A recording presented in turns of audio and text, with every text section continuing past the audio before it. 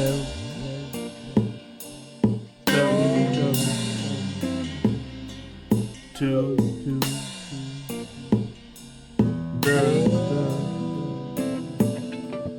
J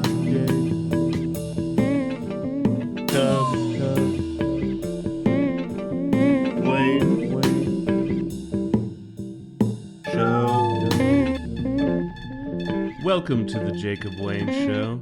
I am your Jacob Wayne, and with me is wait a minute. Oh, that's why the theme song was a little different. This is a solo Jacob Wayne show this week. There was a little bit of a scheduling issue between me and Kellen. I'm going to be going to Utah. He's busy in Utah with some visitors and some other music things going on. So I said, hey, I can do one of my little solo episodes. So let me reintroduce myself. Welcome to the Jacob Wayne Show. It's all about me. Hope you liked it. Excellent singing from the early 2000s. Well, what am I going to do on my own here, though? I don't got anything to kind of bounce off of. So I figured I'd get into some music news and top 10 Stanley Kubrick films. What I'm going to do there, I'll explain in a moment, but we're basically just going to do a top 10. I'm going to react to a certain list of his top 10 movies from some random site on the internet, and I'm going to decide if I agree with it. And usually I don't, so hopefully that's interesting for you, but at the very least, if there's some consensus, you'll have a pretty solid top 10 list, no? So before getting into movies and all that, I figured I'd go over some new releases, and before I do that, we usually do, what are you drinking? I'm just having coffee. I'm recording this in the afternoon. To peel the curtain back a little bit, sometimes, or actually most of the time, we record late at night so we can have a drink and relax. But this is just an afternoon. I've been running around doing errands all day.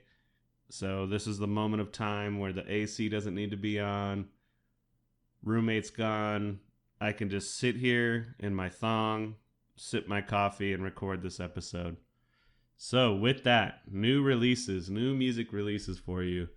This is an interesting one. It is The Night They Came Home Live by Mr. Bungle. It's essentially the live set they were playing when they reemerged to tour on their basically recreating a demo that they recorded when they were in high school, and then they got together as old men and redid the demo.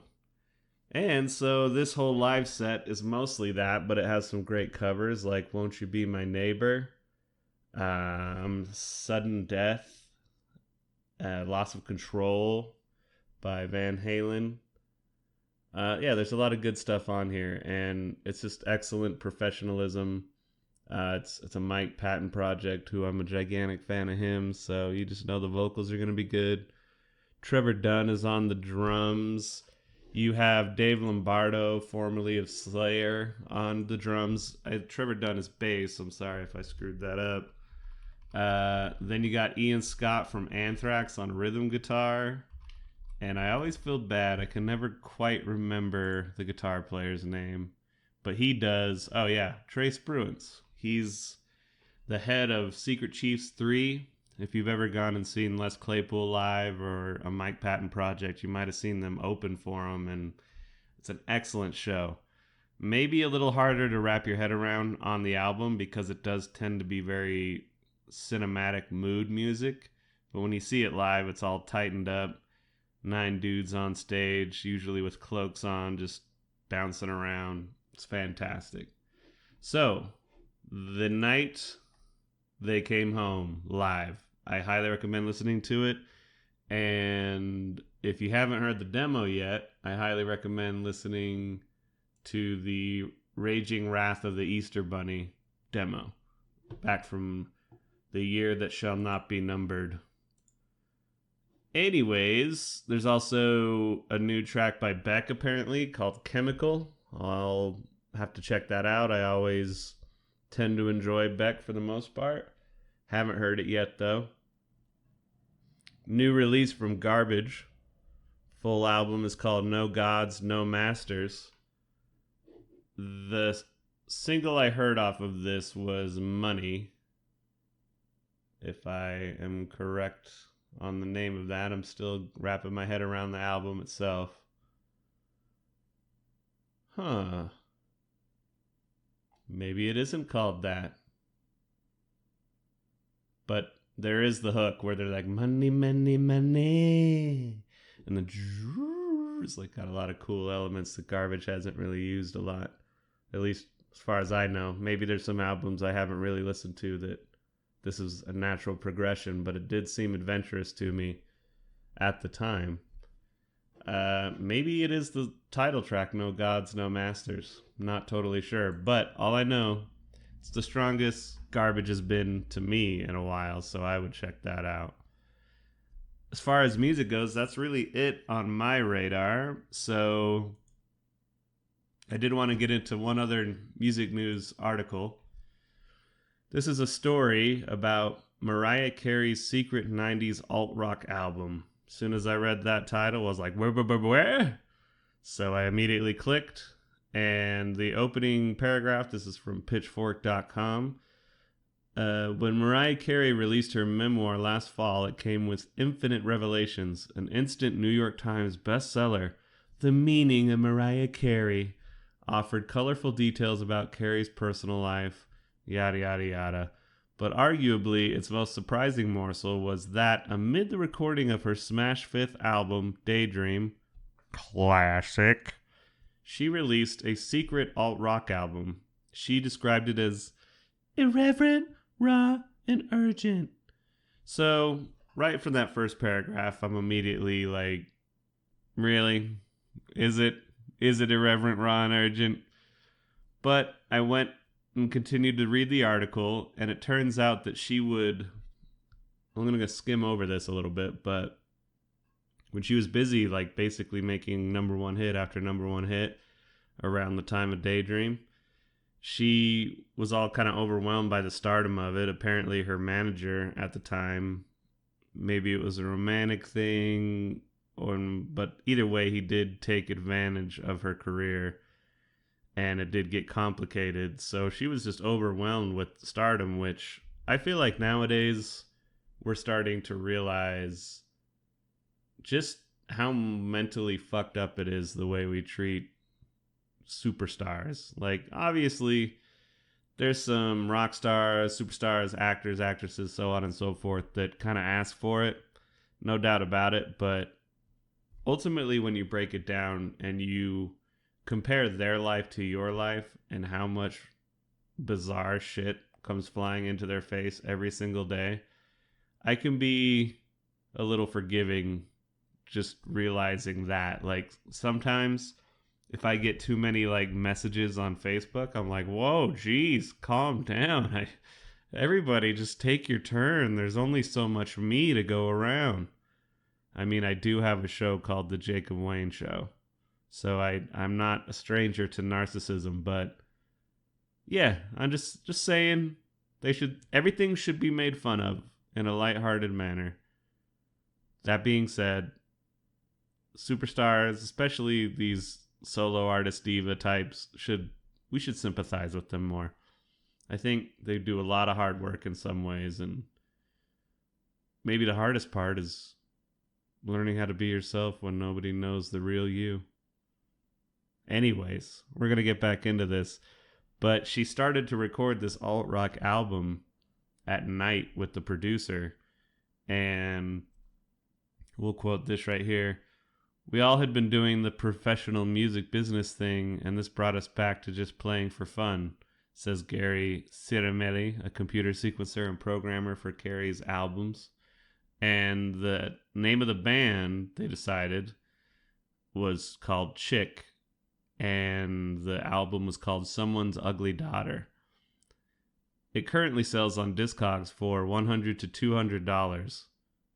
But the full album isn't available on streaming services. And you might be like, how could you not have an alt-rock album that has Mariah Carey in it, like, available and on streaming?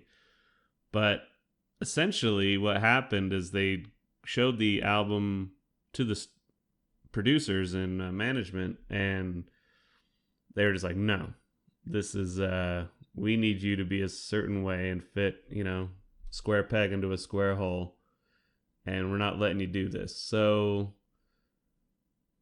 essentially they started to they switched out Mariah Carey's vocals for somebody else. I'm trying to scan and see if I can see her name, but it's kind of sadly an irrelevant part to this story because it's just this Malibu Barbie punk knockoff thing that just replaced Mariah Carey.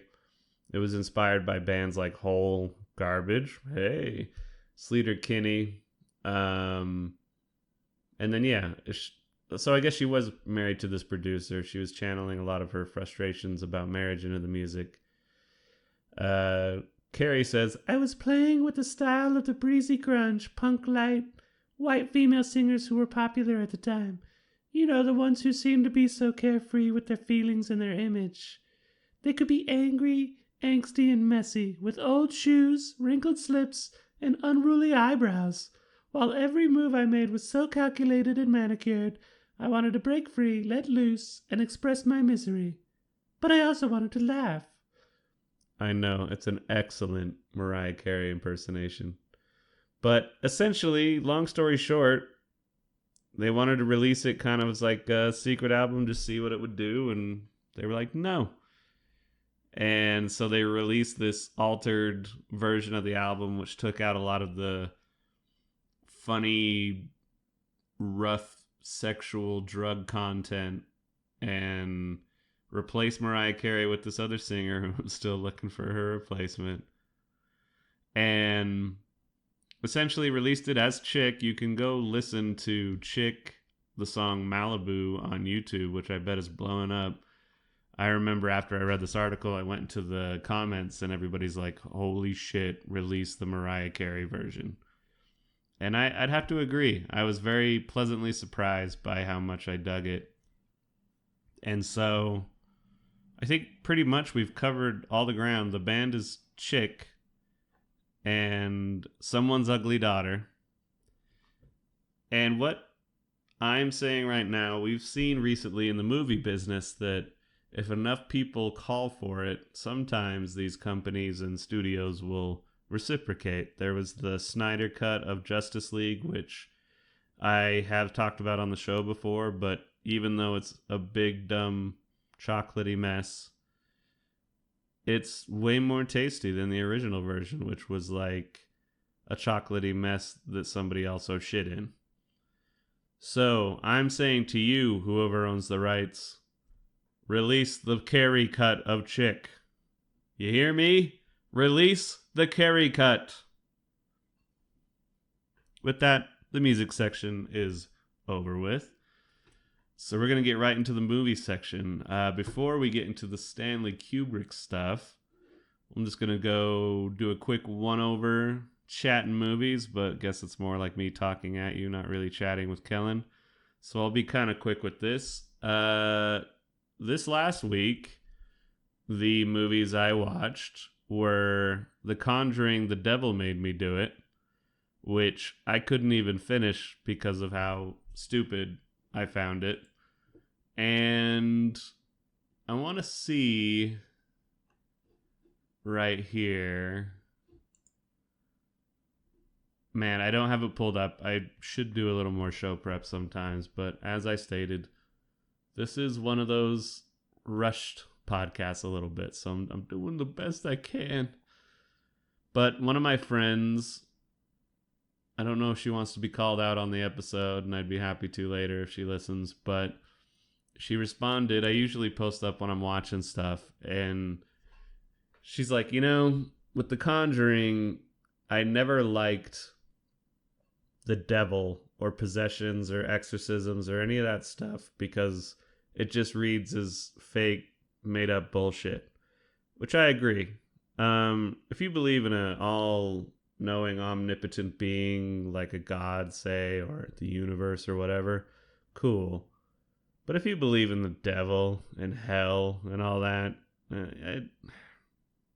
Just grow up a little bit, please. I mean, sure, there's evil in the world, perhaps. I think there's a lot more really different shades of gray, and especially when you understand concepts of how impartial the universe can be and human mental illness, I think it's pretty easy to consider things evil, but when you look at them through a new lens, you're like, that's really sad and fucked up, but I don't know if I would classify it as evil. So when it's like these crazy demons that seem to be able to do whatever they want, whenever they want, and sometimes it works and sometimes it doesn't. For example, blood coming out of a shower head. Like, creepy, but it doesn't do that all the time. It's just like whenever. And I guess I could see how people find that scary, but to me it's just, oh, I guess this movie just gets to do whatever it wants, whenever it wants to do it. And the infuriating part is that it's based on a true story. It's like, no, it's based on somebody who lied about being possessed that did a fucked up thing, and you're turning it into this, ooh, the devil made me do it. And Patrick Wilson and Vera Farmiga are charming in the roles. I did like the other two Conjurings a little more because they had James Wan as the director, and he's just got a flair and a style to him that I think really reads through, even if it's stuff I'm not normally into. But this one was just boring and flat. Became almost more crime thrillery, which is really not what I want out of a exorcism devil movie. Like, if you are gonna do it, like, go hard into the horror, like The Exorcism, or The Exorcist, I mean, or Poltergeist. Like, give it a little something. And anyway, I hated it. But you know, some people love it, and I would never begrudge anybody their particular weird taste. I certainly have mine. But yeah, I think I just realized that in horror, I want some basic rules. So then the plot has to work within that. Stuff has to make sense, like cause and effect. Now, follow me here. I love It by Stephen King, and when you break that down, it's like it's a creature from outside of the universe that feeds on fear and can turn into whatever you're afraid of, but its favorite form is a clown, and it lives underneath the sewers of Derry, Maine. And yeah, it's wonky, and like the only way to fight it is like friendship and unity and conquering your fear and stuff like that. Read the book. The movies are great. Both of them are good in their own ways, but read the book. There's rules. Even if they're silly and bizarre, like they don't have to make logical sense in the real world. They just give me rules so when things happen in the story, I'm like, oh my god, is this character going to do that to make sure this happens? And it's all how you flip it and play with it. I find with these possession movies, just like really shitty plotting, character development, and then blah, jump scare, or a hand comes out of a mouth that's like dripping with black ichor. It's like creepy image, but why? So I feel like I've been shitting on this movie. This is what happens when Kellen's not here. I can just go off. Maybe a good thing, maybe a bad thing. I'm going to read a couple comments from my favorite film diary site. It's kind of where you can log all your movies and people leave reviews. I used to try to leave a review every time I watch something, but I realized some movies I just don't give a shit about leaving a review. Doesn't mean I like it or dislike it. Just, I have nothing to say. With this one, I knew it was just going to be a bitch fest, so I was like, I'll leave it blank. But some of these are really funny, and I liked the really quick, succinct ones. This guy, Ellie, on letterboxd.com, that's letterboxd.com. He says, another addition to the Patrick Wilson DILF cinematic universe. I think we can all guess what a DILF is, if you know what a MILF is. But good to know that he gave the movie 4 stars, and what he pulled out of it was how much he wants to fuck Patrick Wilson.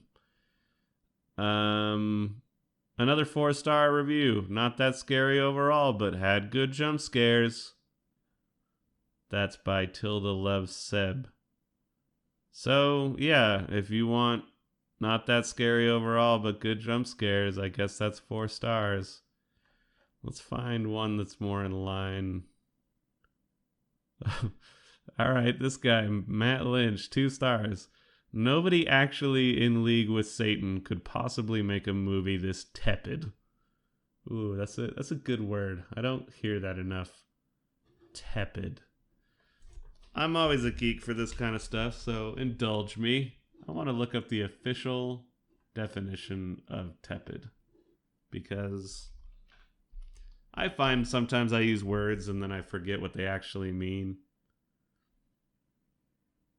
Yep, okay. Tepid, moderately warm or lukewarm, characterized by a lack of force or enthusiasm.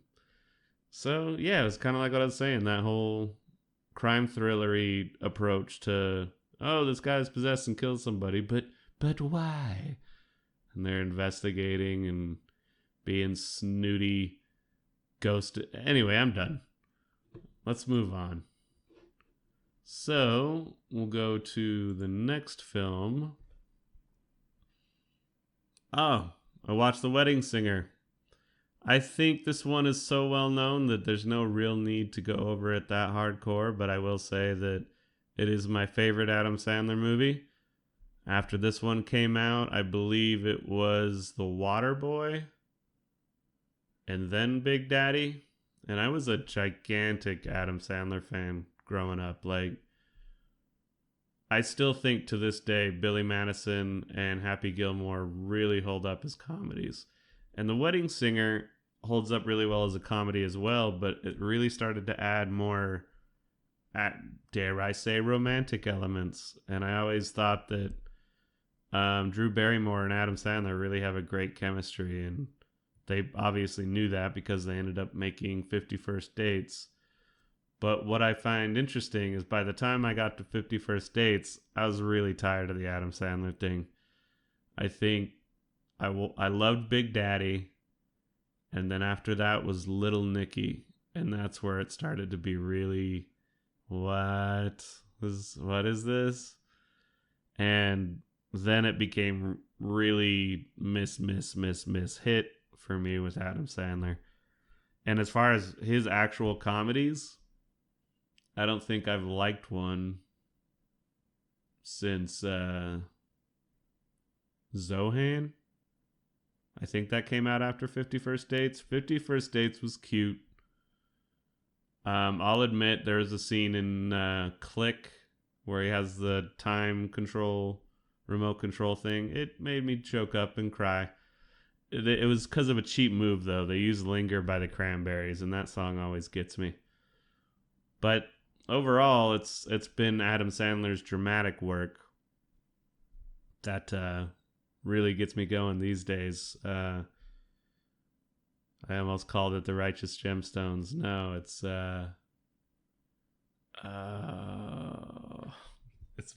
damn it. The Gem Movie with Adam Sandler. Uncut Gems, directed by the Safdie brothers. That was the epitome of anxiety. They should have just called it Anxiety, the movie. I need to watch Punch Drunk Love again. That also gave me a lot of anxiety at the time, but I was also younger and more impatient with stories like that. Funny People. That's a Judd Apatow funny movie, so that doesn't count, but I did really enjoy that. And Spanglish is kind of sweet. So yeah, I still like him, still respect him. I think he treats his friends really good from what I understand, which I always respected as well. But yeah, maybe they're comedies for a certain demographic that I'm just not a part of anymore. Another movie I watched, which inspired the main subject of today's episode, was Dr. Strangelove, or How I Learned to Stop Worrying and Love the Bomb. So I'll leave that alone because we'll get into it later. But 5 stars, pure classic. Next movie I watched was The Girl Next Door. That movie I am a gigantic sucker for. It's essentially the casing of a teen comedy that's like, dude falls in love with the girl next door, finds out the girl next door used to do porn. He grapples with that. She grapples with his judging eyes at the beginning of finding all that out. But then it just evolves into this other thing about him becoming a man and how to loosen up, and weird antics, keep happening. And I think the reason it works so well is it shifts moods really well. Like, it'll go from something silly to something really like kind of melancholy and romantic to kind of scary even. Timothy Oliphant is really great in this movie, and he just plays a real lovable piece of shit. And that's all I'll say there. But there's actual moments where you're like, damn, he's kind of intimidating. So, Emile Hirsch, Alicia Cuthbert.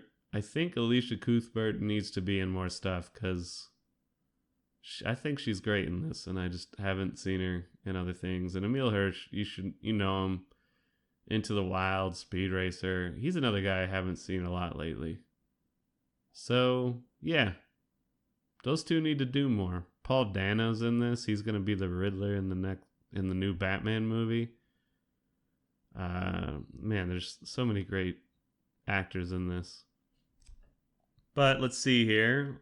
I give it 5 stars for me personally, which I know some of you would be like, what? But watch the damn movie and you see what you think.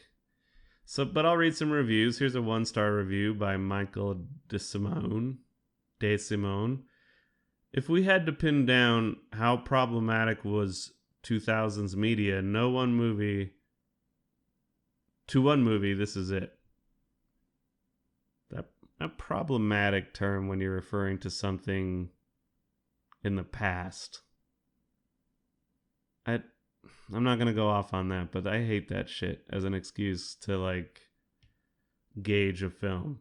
Clearly, the early 2000s, you go watch any movie from that era, you'll be amazed at the things they'll say and just certain positions they'll take on things, particularly with homosexuality. So I understand like the whoa, we don't talk like that anymore, but to just dismiss a movie because of the era it was made, and it's ridiculous. It's like going back and trying to like get rid of Gone with the Wind because, there's some sensitive racial stuff going on in there. It's like, yeah, we should kind of go over that and appreciate it for what it is so we can not do that in the future. There's a reason we learn to not be like that. But, that would require somebody having an understanding of how history works and how societies progress. But anyways, there's another one, 4 stars. This movie is fantastic.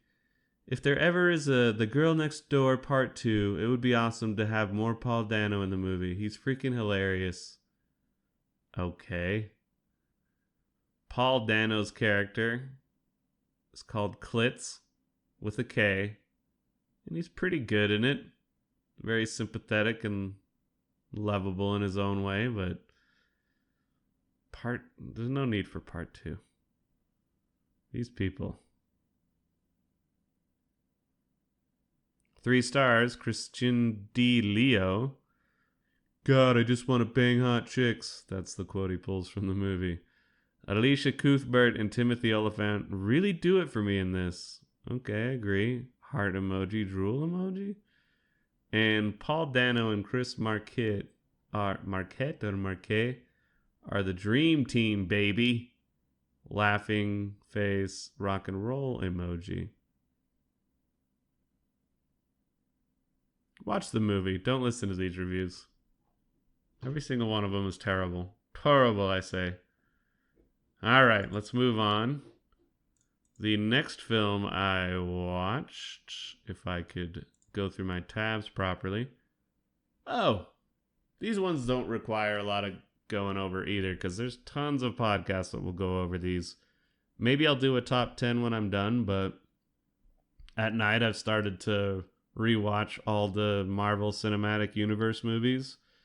That's because when these new series have been coming out, like Loki, Falcon and the Winter Soldier, and WandaVision, I've really enjoyed those, and it's made me appreciate the side characters and the world building that they've done over the years. So, tons of podcasts to listen to that go over it way more in depth than I ever will, because everybody loves these movies. They're kind of exactly what people that are more into deep cut movies and indie film kind of hate about the movie industry right now. And you know, I always love the food metaphor when relating to art and music and all that. And sometimes you need a big old bag of Skittles and some dripping buttery popcorn. And that's all it is. It's not that great for you if that's all you eat all the time, but every now and again, it's a super nice treat. So, with that being said, I'd watched Iron Man almost like a month ago and stopped. But I'm trying to watch these in the proper chronological order, so I screwed up. Apparently, you're supposed to watch Captain America: The First Avenger, which is great. I think it's very underrated for a lot of the Marvel films. Red Skull is awesome. Captain Marvel's the next one, which had too much back and forth between politics of the left and right, and it got all muddied, and people spammed bad reviews because of things the actress in Captain Marvel said. I'm trying to remember her name. She's really good though. I like her in a lot of stuff. I think she won an Oscar or was nominated for a movie called Room. Not The Room, but Room. Let's see here. Brie Larson. Derp. Yeah, it's cute. It's not my favorite. All the 90s stuff, obviously, it's a kind of a cheap move to like try to win me over with that, because it works really well. But Brie Larson, Sam Jackson, probably his best role in a Marvel movie. Just because he has more to do, honestly. He's a young Captain Fury, or not Captain Fury, Nick Fury. Ben Mendelsohn, who I'm a huge fan of as a Skrull, is just, yeah, I just love him and everything. And if you haven't watched The Outsider on HBO, if you love Stephen King, you have to love it though. I think you'll really dig that series with Ben Mendelsohn. If you don't love Stephen King, might not work for you. I hear some people get bored with it as it goes on, but I was all in. So with that, I wrapped up the movies I watched this last week. So we're going to get right into this Stanley Kubrick top 10, and then we're going to call it good. So, no stinger music or anything like that, so I guess we'll just get right into it. So I am reading the top 10 list from goldderby.com. What is goldderby.com, and what is it even all about? Its little tagline says predict Hollywood races. Ah, so it looks almost like a gambling site for awards nominations. So there's like an over and under, different comedy actresses, limited series, things like that. Interesting. It's a little kind of spammy with the ads, but most article sites are these days.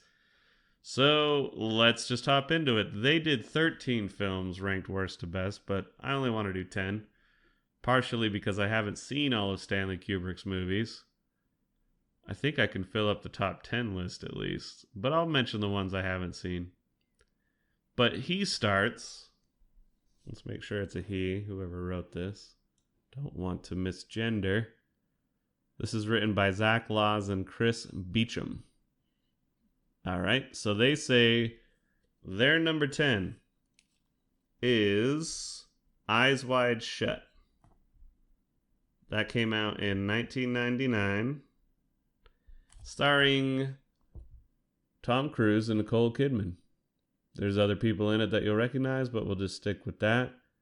This was Kubrick's last film, and this is what the site says. The sexually charged Fantasia, Eyes Wide Shut, much was made of its explicit orgy scene, digitally altered after the director's death by CGI figures obscuring naked tussling. The entire narrative, in fact, is driven by sex, with then couple Tom Cruise and Nicole Kidman starring as married doctors whose relationship is tested when Kidman reveals the fantasy she had about a young naval officer. They say it's absolutely spellbinding, with Kubrick creating a dream world filled with odd side characters, most notably Sidney Pollack as a wealthy businessman with sinister connections. Kind of thought they'd go a little more in depth to why it's a 10, but Eyes Wide Shut, I thought it was dumb as hell the first time I saw it. That is coming from teenage me, who hated slow movies. I've definitely changed over the years as I've watched more and more films. I remember there's this little piano cue in the movies, like dun dun dun dun dun dun dun dun. Dun dun dun dun dun dun dun dun dun. And so when you do that with the piano over like an even really stretched out long movie, it's not even 3 hours, but it feels long. You feel it. I used to do that little piano part on my piano at home. Just if we were sitting around bored, me and my buddy Steve, we just, either one of us would do that to the other one if we were bored. Just dun dun dun dun dun dun dun dun. Just like, shut up. For the love of God, shut up. But my tune has changed. It's all like this Illuminati fever dream of wealthy elites that aren't accepting the true nature of human sexuality and human power dynamics. And there's a lot of stuff that people have read into the film, which happens with Stanley Kubrick. I mean, the guy that helped film the fake moon landing, right? And confessed it in The Shining. Like, there's all kinds of conspiracies around Kubrick, and I think it's because he is so layered with metaphor in his films that you can really read into stuff metaphorically, but I don't think he was so particularly precise about it. And I think more in the sense that, oh, this is an allegory for this, so I'm going to make sure I put a canon there that kind of hints at that, but is it really that in depth beyond just throwing in these little visual hints, winks and nods, things like that? I mean, I think that is a lot of what it is like wink, wink, like, remember what kind of the allegory, the metaphor I'm going for is? Isn't, you notice that? And we can talk about it a little more when we get to The Shining, but yeah, like, certain paintings that he has up in one scene, and then when it cuts back, it's missing. But I think that's just like ghost story stuff. And he knows that's creepy, but you can still get the metaphor and allegory out through the painting you picked, and so on and so forth. So anyway, I'm getting off base here. Eyes Wide Shut. Get really stoned and like watch it as your late night Friday movie if there's nothing to go out and do. It's I do like it a lot more than I used to, but I don't think it's down as far as 10. I think it's a little higher up there, so I'll let you know where its ranking is at the end. I might have to do it that way. Number 9 is Full Metal Jacket. Holy shit, that shouldn't be at 9. It needs to be up way higher. So that came out in 87. I was 1 year old when that came out. It's based on a novel, I didn't know that, called The Short Timers. It stars Matthew Modine, Adam Baldwin, Vincent D'Onofrio, Arlie Ermy, and others. Arlie Ermy, he's the quintessential boot camp instructor or sergeant or whatever it is. Just the guy that's getting up in your face like, oh, God damn it, Private, why don't you get down on your knees and Private Pile? And Private Pile's played really awesomely and disturbingly by Vincent D'Onofrio. Another great actor that doesn't get a lot of love, but he's great. They write, Kubrick spent much of his career arguing against man's proclivity for combat, perhaps never so effectively than in this chilling Vietnam War drama. It divides itself into two halves to show the ways in which the military turns young men into dehumanized killing machines, seen through the eyes of a young grunt, Matthew Modine. The first part takes place at boot camp, where the sadistic drill sergeant, real-life instructor Arlie Ermy in his acting debut, continuously browbeats the sensitive Private Pile, Vincent D'Onofrio, leading to tragedy. The second part takes us into battle, culminating in a stunning sniper sequence. Kubrick earned an Oscar nomination for his screenplay, adapted from Gustav Hasford's novel. Well, all I will say is it has so many memorable scenes. What is Private Pile doing in the barracks at this hour? I always remember Jim Norton doing an impersonation of that, but as an old lady. Watch that up. Watch the old O&A clip. Patrice O'Neill is a guest, and they break down Independence Day. And believe me, it'll be great. There's that line right there. I mean, what else can I say? It's one of the best Vietnam films that they've ever made. One of the best films about the military. I mean, it's pretty straightforward in that sense, but it still has that surreal camera work and tracking that just gives it that elevated feeling that you can only get from Stanley Kubrick films. So it's definitely not at 9. At number 8 is Lolita. That came out in 1962. Fans of Vladimir Nabokov's controversial novel gasped when Kubrick decided to turn it into a movie, and for good reason. After all, how could anyone adapt the story of a middle-aged professor, James Mason, falling in love with a 14-year-old nymphette, Sue Lyon, from the screen, especially after the censors got a hold of it? But the director pulls it off, heavy cuts aside, by turning it into a biting satire of love stories.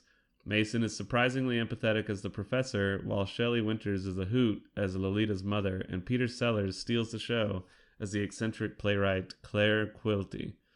Nabokov earned an Oscar nomination for his screenplay, while Kubrick competed at the Golden Globes and DGA for Best Director. I've never seen this movie. I guess the subject matter did kind of like, I don't know if I want to watch that. But seems like it doesn't have a lot of controversy. There's bound to be another film on this list that had way more controversy. But then when I saw it, I was like, oh, well, people are overreacting. But yeah, the subject of a 14-year-old nymphette is a little like, Maybe I should watch it, though. It did come out in 1962. Perhaps it doesn't go as fucked up as movies these days can kind of go. So I'll need to watch that. So it might need to be struck from my list because I haven't seen it. Next film is Barry Lyndon. At number 7? Interesting. I recently watched this for the first time. I'll read what they wrote up about it. Perhaps the most challenging of Kubrick's major works, Barry Lyndon has been praised for its stunning visuals and panned for its laborious pace in equal measure. Yet time has ultimately been very kind to the film, which drains the period drama of its pomp and circumstance based on the novel by William Makepeace Thackeray. It centers on a poor Irishman, played by Ryan O'Neal, who schemes his way into British high society. One of the most beautiful movies ever made, with sumptuous costumes and art direction and groundbreaking cinematography.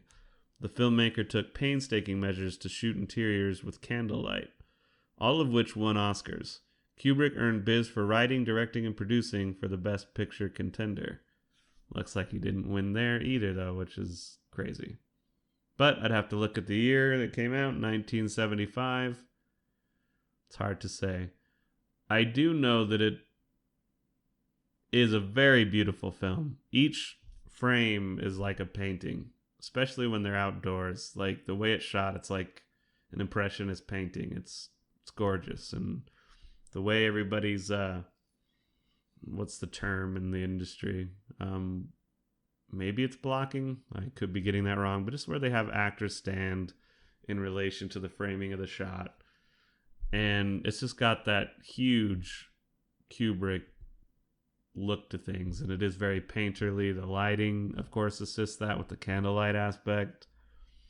It's very long, very boring, very similar to Eyes Wide Shut in that way. But if you're paying attention, you'll notice how darkly, dryly funny it is. And I don't know if it's exactly how you're supposed to read it, but Ryan O'Neal, the guy who plays Barry Lyndon, is a total piece of shit. Like, I don't like him at all, but seeing him bumble his way through these different, places in high society and moving from one life to the next, I mean, it is funny. It's farcical. And, yeah, I don't know exactly what it's trying to get across, other than just following this man around. And maybe, I think if anything, it's like a film that makes you wonder how people get to where they are. You wonder what kind of story they have that's like, oh, that rich guy at the golf course that you see that seems like he has all his shit together. Like, how did he get there? And I'm talking like fancy golf course, not the one in... Anyway, I'm not going to talk shit on that, but you get what I'm saying. The rich guy, the star, how did they get there? And you might be surprised that it was a lot of selfish acts and clumsy buffoonery. So, Barry Lyndon, that might be 10 for me, but we'll see where it lands. I gotta watch it again. It might move up over time, but I definitely like Eyes Wide Shut and Full Metal Jacket more. So let's move on. Number 6, The Killing. Another movie I haven't seen, 1956. I'll be honest. You get into the 60s and anything before that, it's hard for me to commit. I just like newer cinema. What can I say? I love the 70s and the 80s, but 60s and 50s, I'm aware I need to do a lot more deep dives into that. I discussed it in last week's episode. Watched Reflections in Reflections in a Golden Eye, which had a lot of great concepts, but it was very slow, very boring, and ultimately just this plot has been used in so many other things one way or the other that it doesn't hit like it would have had I been seeing movies at that time. Like growing up at 18 and seeing that, I'm sure I would have liked it a lot more. But, maybe it's just that film. It's not like it was reviewed very well back then. I need to watch more of these classics. And The Killing, 1956. I mean, what a title. I'm surprised I haven't seen it because it's The Killing by Stanley Kubrick, but I think that 1956 part scared me off a little. But it's one I need to, get into. I'll read what they wrote up about it, and then we'll just move on. The third time was the charm for Kubrick, who knocked it out of the park with The Killing. After the practice runs, Fear and Desire and Killer's Kiss, it's a tough, gritty little heist movie. A pure exercise in style made when the director was just 28 years old. Sterling Hayden stars as a career crook assembling a rogues gallery of thieves to pull off a racetrack robbery before he retires to Florida with his fiancée, Colleen, played by Colleen Gray. But of course, nothing goes according to plan. Told non-linearly with hard-nosed dialogue from crime novelist Jim Thompson, who wrote The Grifters and The Getaway, it's a deliciously black noir with a dour, cynical finale. A small-scale masterpiece that helped pave the way for Kubrick's more ambitious directorial outings. So, alright. That seems like that could be really good. Maybe it's like a Ocean's 11 done by a true master. Because we all know Ocean's 11 was not. So we'll see. That can't go on my list because I haven't seen it. So far, ones that I definitely know the titles, Lolita and The Killing, I have not seen yet. So on to number 5, A Clockwork Orange. Ooh. That's definitely in top 3 for me. That came out in 1971. This is the controversial one I was talking about. I'll read what they wrote up real quick. Undoubtedly the most controversial effort from a notoriously rabble-rousing filmmaker, A Clockwork Orange caused a stir for its graphic depictions of ultraviolence. Kubrick, in fact, pulled it from distribution in the UK after a series of copycat crimes. Yet it's far from a glorification of violence. Rather, this adaptation of Anthony Burgess's, can't remember how to say his name, Anthony Burgess's novel is a pointed satire about society breeding malice. Malcolm McDowell is frighteningly good as Alex Delarge, a sadistic gangster who spends his nights causing mayhem in futuristic London. When he's arrested, he volunteers for a brainwashing experiment to cure him of his wicked ways. Kubrick earned Oscar nominations in Best Picture, Best Director, and Best Adapted Screenplay. It was rated NC-17 here in the United States. I don't know if they've kept that rating but that definitely gave it that aura and mystique of like, whoa, this is going to be intense. And I mean, it clearly has some controversial, fucked up parts. There's a rape. Woman gets beat to death with like a giant penis. Murder. Beating up a poor homeless man. Like, I have a buddy who I also don't know if he would want to be named. So I'll let him decide if he listens to this episode. But he hates this movie. He's also an unreasonable man and likes the book. He loves the book so much that he can't enjoy the movie. And obviously there's another Stanley Kubrick movie that we're going to talk about that's very similar for some people. But, you know, it's really easy for me to separate the book and the movie. They're two different takes, two different styles of art. I don't mind the difference. In fact, I welcome it because it makes me appreciate more things about the other one when I see or read the other side of it. So, A Clockwork Orange, I mean, so many quotable lines.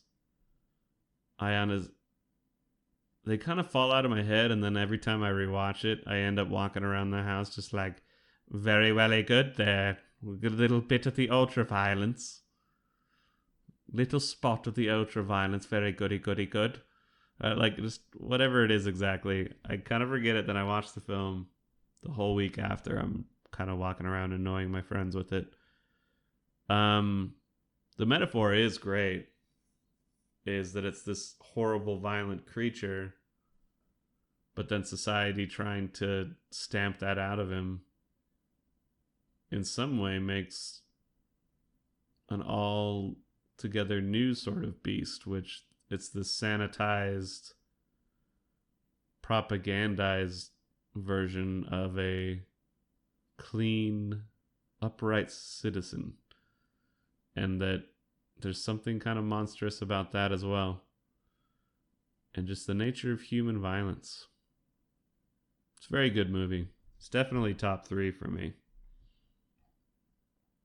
Another one that I haven't seen, Paths of Glory, 1957. Looks like I have to see it because it's at number 4.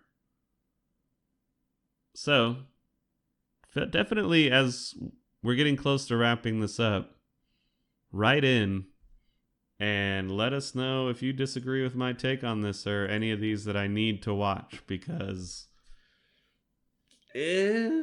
Paths of Glory, really? But we'll read this real quick. Paths of Glory comes about as close to draining the thrill and spectacle out of combat as any anti-war movie ever made. It finds Kirk Douglas at his most heroic as a French colonel in World War I, who refuses to continue with a suicide mission, much to the consternation of the generals sitting comfortably in their ornate offices. When 3 soldiers are selected for execution, it's up to Douglas to defend them against charges of cowardice, anchored by a startlingly realistic battle sequence and a famous gut punch of an ending. This is a career highlight for both its director and star, who provide the story with their respective grit and gravitas. Though the film was completely overlooked by the Oscars, it did earn Kubrick a WGA nomination. Writers Guild of America, I imagine? Okay. Guess I'll have to watch that. Number 3 is The Shining. It's pretty solid placement. It's hard to argue with it, but it might be higher for me still. When it was released in 1980, The Shining was met with ire from Stephen King fans. See? Not to mention the author himself, who balked at its many alterations from the novel. Yet its esteem grows with each passing year, an amazing feat for a film that brought its director his sole Razzie nomination. A Razzie? Oh my lord. Jack Nicholson gives one of his best manic performances as Jack Torrance, a writer who goes slowly mad while tending to an isolated motel with his wife, Shelley Duvall, and psychic son Danny Lloyd. Kubrick makes great use of the then-now Steadicam, which allows him to cast an eerie spell over us with long, roving shots down the creepy hallways of a haunted inn, where there's a sinister surprise around every corner. I mean, what could I say about this movie that, once again, you probably have seen said way more in depth somewhere else? It's one of my favorite horror movies of all time. It's because it's psychological. There's the difference between what I was talking about with The Conjuring. All that is explicitly telling you, like, what, you don't believe in the devil? Well, the devil's here. He's in your mouth right now. Ah!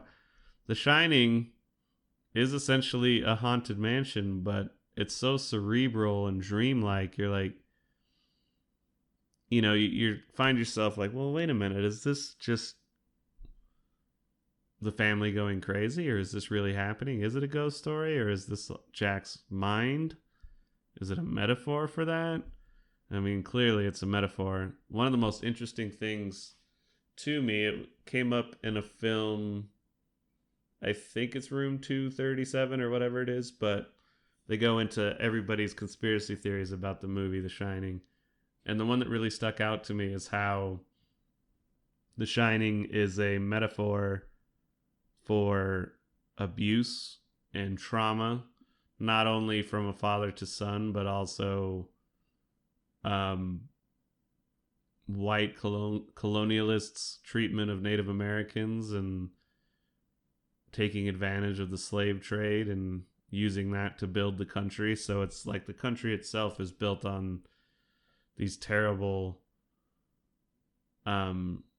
circumstances and ways that people were treated, and it's about trauma and like the haunting of that. Like, it's really kind of an interesting take, and I don't think there's anything too conspiratorial about that. Like, I think when you watch the film, and you should definitely watch the conspiracy film as like a companion piece, because people make some good points as far as the stuff he put in there to like, see, wink wink, maybe this is a metaphor I'm going for. But, you know, we still landed on the moon. He had nothing to do with that. There's nothing that deep going on, I don't think. It's just like, isn't this a satisfying way of looking at that? An amazing film. I love it. I watch it every Halloween or during the Halloween season if I can't do it that particular day. Incredible. Shout out to Shelley Duvall. She's kind of had a rough go of it the last few years, and perhaps some of it was triggered by her treatment on this film. Maybe it was just bound to happen and it was just like an added layer to her story, but all the best to her. I mean, great Jack Nicholson role. Man. It's man, that's hard. Okay, we're gonna burn through these last ones. 2, Doctor Strangelove, or How I Learned to Stop Worrying and Love the Bomb, 1964. comedy classic, and I guess that goes to show that if it is 64, it's not in the 50s, but it's great. It's funny, funnier than a lot of comedies I see nowadays. Very, I don't know how long it is actually, but it feels like it moves along at a brisk pace for how conversation based it is. The film, only Kubrick could have taken the threat of nuclear annihilation and turned it into one of the funniest comedies ever made. Dr. Strangelove gleefully mocks the paranoid hysteria that gripped our nation throughout the Cold War, taking for its target the inept leaders with their finger on the button. Peter Sellers headlines in 3 roles: Colonel Mandrake, who must reverse an attack launched by a crazed General Jack D. Ripper, played by Sterling Hayden.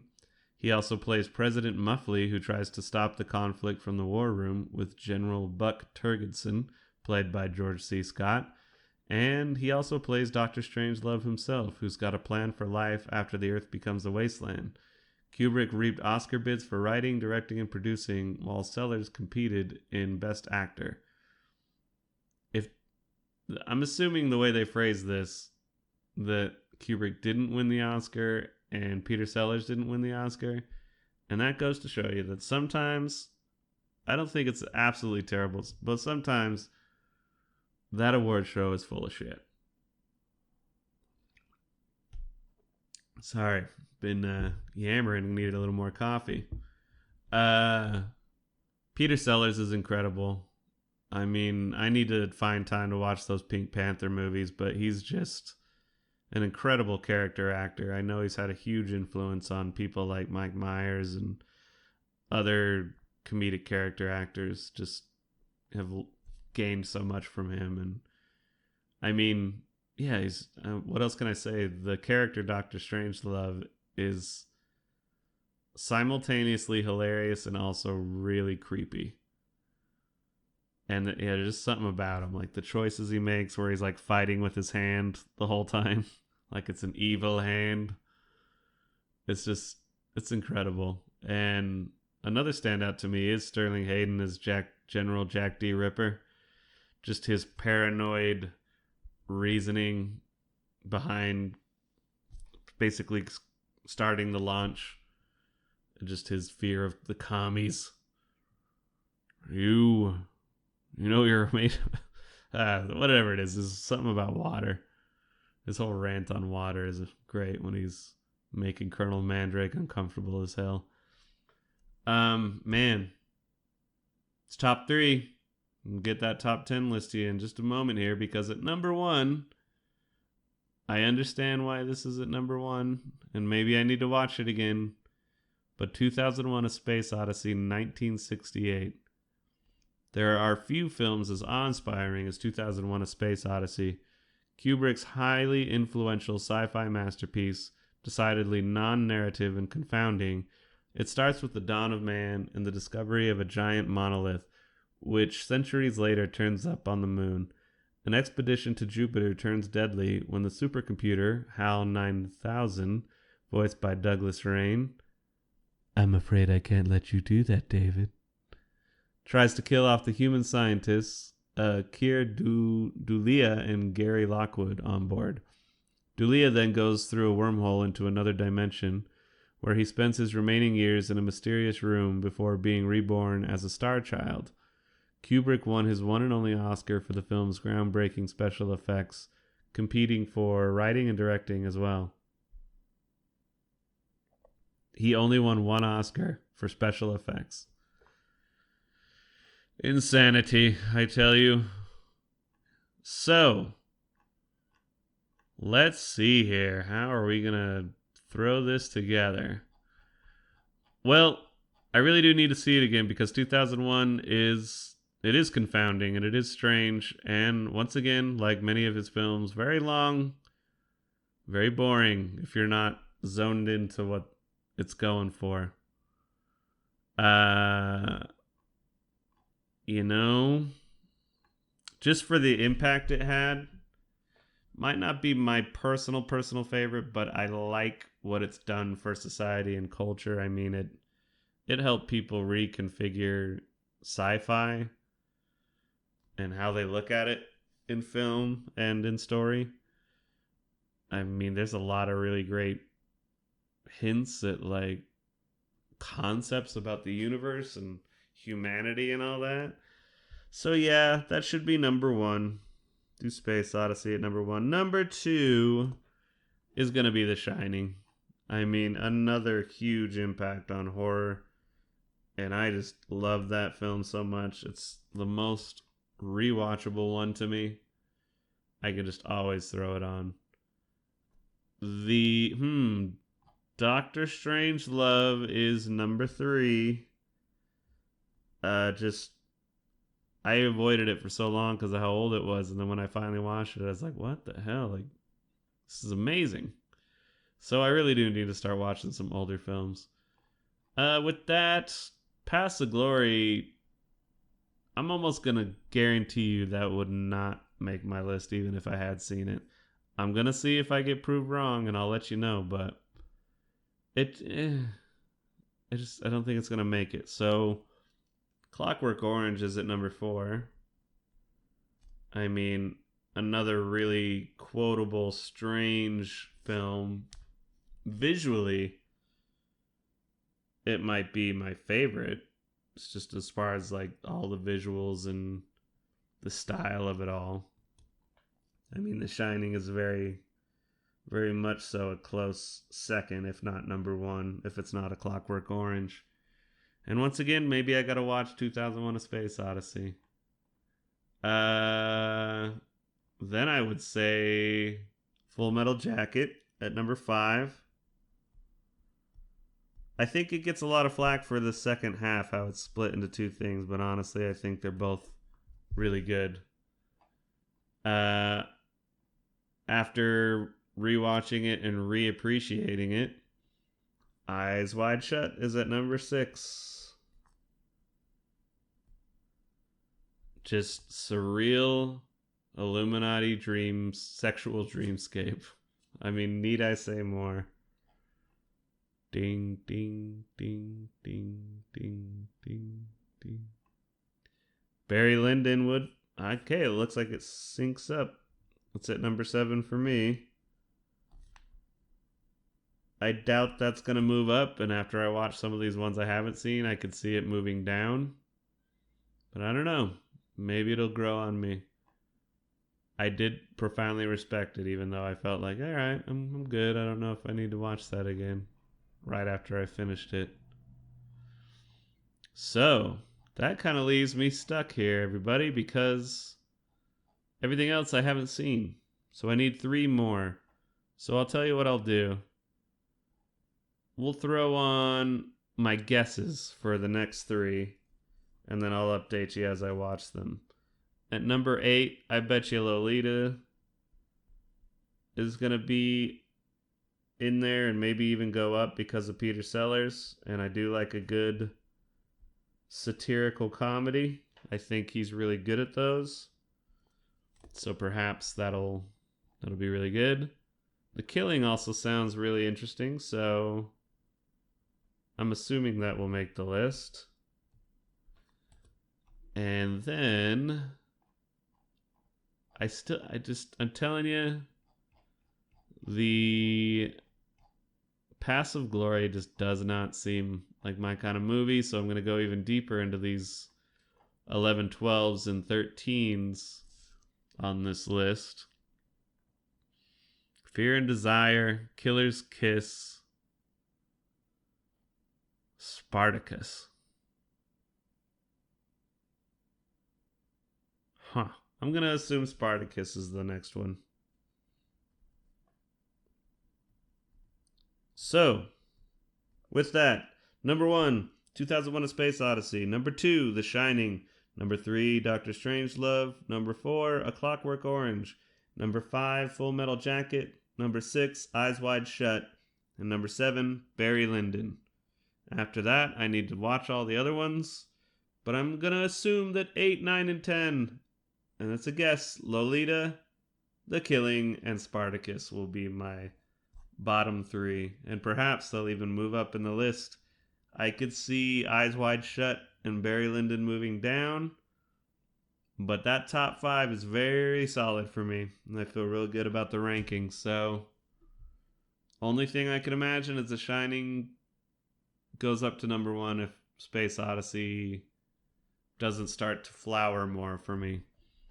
But with that being said, holy my goodness, I managed to go over an hour just on my lonesome. I hope you had a good time today. Kellen should be back for the next episode. I will be in the same town as him for next week, so maybe we could even do one where we're both in the same room. That would be nice. That being said, I hope you have a lovely week, and go watch some Stanley Kubrick films. Bye-bye!